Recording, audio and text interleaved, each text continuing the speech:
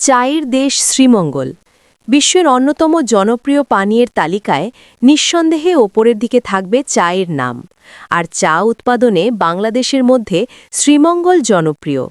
দুটি পাতা একটি কুড়ির বিস্ময়কর চমক চা। বিশ্বের বুকে এই চমক আবিষ্কারের পর থেকেই চায়ের স্বাদে মেতে থাকছে চা প্রেমীরা।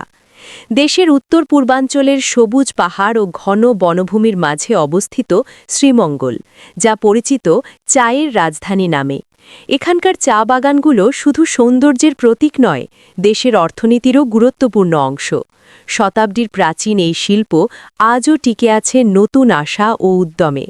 আর এই শিল্পের সাথে চা শ্রমিকদের শ্রম আর ঘামের ইতিহাস প্রায় ২০০ বছরের। বর্তমানে দেশের মোট চা উৎপাদনের বড় অংশই আসে মৌলভীবাজার জেলার চা বাগান থেকে। চা বোর্ডের দেওয়া তথ্যমতে দেশের সমতল ও পাহাড় মিলে চা বাগানের সংখ্যা ১৬৭টি। এর মধ্যে বেশি চা বাগান রয়েছে মৌলভীবাজার জেলায়।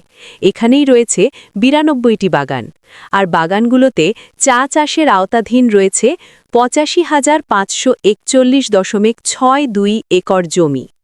দেশের মোট চা উৎপাদনের প্রায় ৭৫% আসে এই অঞ্চল থেকে। বছরের পর বছর ধরে এসব চা বাগানে কর্মরত ৮৬,০০০ চা শ্রমিক দেশের অর্থনীতিতে রেখে যাচ্ছেন গুরুত্বপূর্ণ ভূমিকা।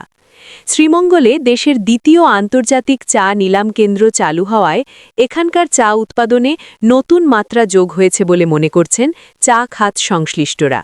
চলতি বছর এই জেলায় চা উৎপাদনের লক্ষ্যমাত্রা নির্ধারণ করা হয়েছে ১০৩ মিলিয়ন কেজি।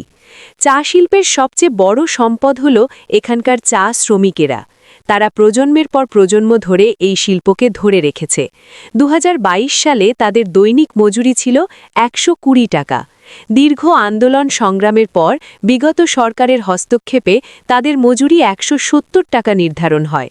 ২০২৩ সালের অগস্টে শ্রম মন্ত্রণালয় বিচার বিভাগ ভিত্তিক মজুরি ধার্য করে এই ক্যাটেগরি মান ১৭০ টাকা, বি ১৭০, সি ১৬৮ থেকে ১৬৯ টাকা মজুরি নির্ধারণ করে দেওয়া হয়।